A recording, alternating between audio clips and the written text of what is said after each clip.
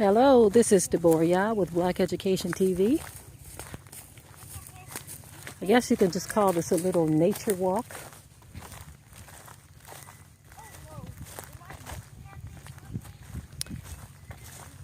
So beautiful out here today.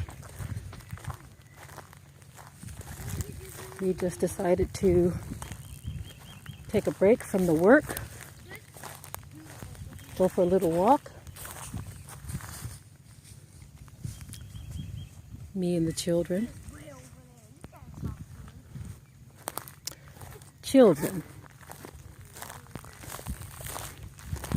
I think it's very important that we understand that our children are an extension of us, and that what we instill in them has got to be valuable.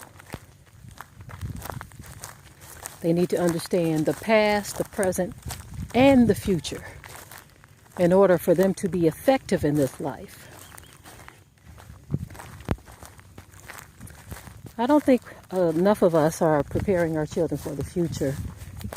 When I look around the so-called black community, it's very sad what I see. I don't think we're paying attention, family. Don't think we're paying attention. If we were really truly paying attention, we would understand that there are some things that we have got to get going on. I think we're kind of slow moving as far as the things that we need to prepare for. I think I know what's going on too. You can feel overwhelmed when you don't know what to do. The thought of not knowing what to do overwhelms you. And so you do nothing. But that's one of those attitudes we're going to have to shed. We're going to have to say, okay, I don't know where to begin, so I got to do something. I got to keep it moving, doing something. As long as you are doing something, something is getting done. If you're doing nothing, nothing is getting done.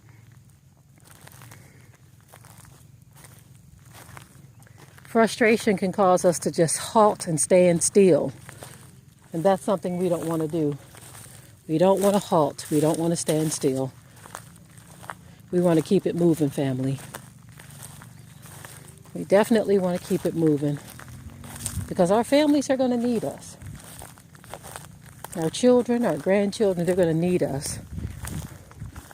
And we don't want to be in a position where we're unable to do anything for them. So as we look around and we see the handwriting on the wall,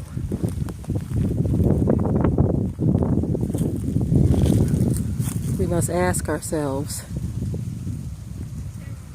what can I do to secure my family? We know that we all need food, shelter, and water. So that's where our thoughts should be. Food, shelter, and water for our families. I know some of us would like to think that there's always going to be a grocery store, food markets, restaurants, and all of that. But when you look at your children, they can't live on maybes. Children cannot live on maybes. They need to know that the people that are in charge of them know what they are doing and can be trusted to secure their futures.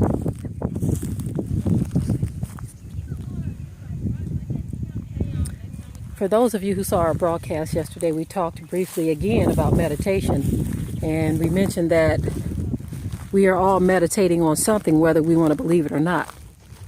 Some people meditate on evil things. Some people meditate on good things. It's just a pondering. That's what meditation is, you see. And so, whether you want to believe it or not, you are meditating on something.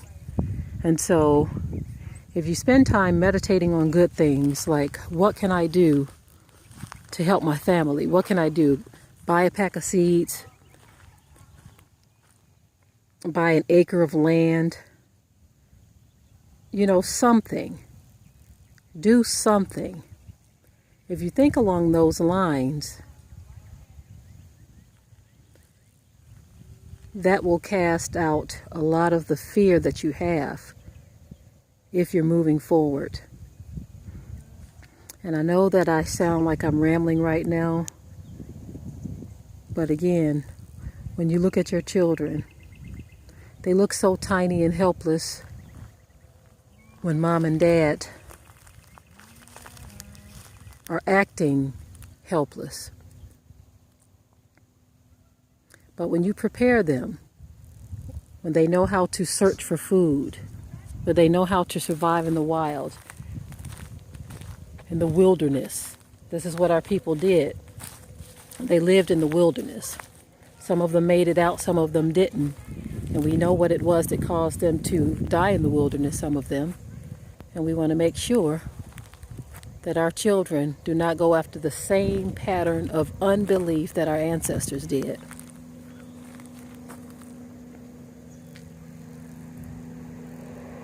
If you love your children, do all that you can, family, to secure them, to make sure that they have the things they need to survive. They need food, shelter, and clothes. And on top of that, they need education. And I'm not talking about the kind of education that's being offered here. Of course, your reading, writing, arithmetic, basic science and history and things of that nature are those things that they need to know, but they also need to know how to survive. How many lessons in survival are your children participating in? Can your children identify weeds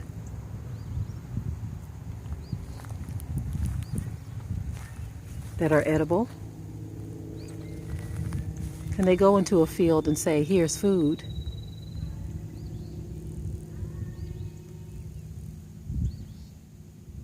These are the things that we need to try to focus on, family. I know everything seems to be calm right now. You have to look at the handwriting on the wall. A calm, sunny day is not an indication that everything is all right.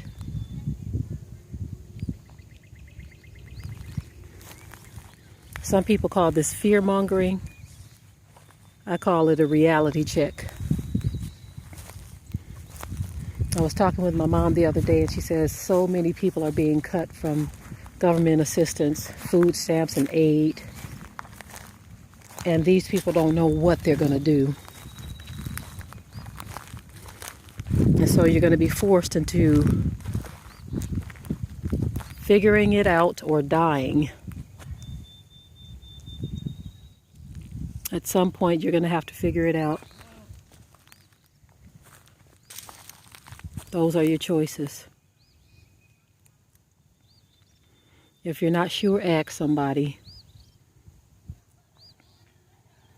Life is not a game, family. I saw a post on Facebook where someone had a meme that said, this life is like a battlefield, and black people are treating it like a playground. That's what the meme said. So basically, they're saying that our people are making light of very serious situations. Making light of it. As if there is nothing to fear, nothing to think about, no issues, no problems.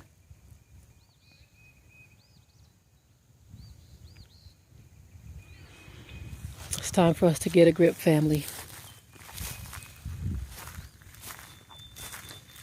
I only say these things because I love you, family. And I know some people get tired of hearing me say that. But it's a reason why I do that, and I'm going to just share it with you. Some of us coming up didn't always feel love and never heard it from anyone. And so for some people, it blesses them to know that someone does love them. There was a very sweet lesson learned one time with one of my children when Rebecca was 4 years old and we first moved to the area we live in now. There was a woman walking down the street. It was a black woman, and she just looked kind of wayward, you know. We didn't know anybody in the town at that time. And my little 4-year-old saw this woman walking down the street, and she just walked up to her out of the blue, grabbed her, and hugged her. She hugged this woman, this perfect stranger. Now, of course, we gave them the little talk and the little lesson about strangers, right? But at that particular moment, I witnessed something. This woman looked down at my 4-year-old with tears in her eyes. And she said, wow, I really needed that. I really needed that hug. So I believe that the Ruach HaKodesh, the Holy Spirit, moved on my child at that moment to just walk up to this perfect stranger and hug her. Because that woman said she needed that. She needed that. So when I say that I love you, family, know that I mean it. And that's why I say the things that I say, and I want you to get yourselves together. You know, get yourselves together, family. We ain't got time for games. Playtime is over. The economy has changed. It's not just changing, it has changed. And it's getting rougher and rougher by the day. And if you don't get yourselves together, start making some type of preparations, you're going to get caught off guard. It's that simple. It's that simple, family. Okay? If you're one of those difficult to get along with people, straighten up and fly right, because you're going to need somebody. Okay? And with that, I'm going to say shalom.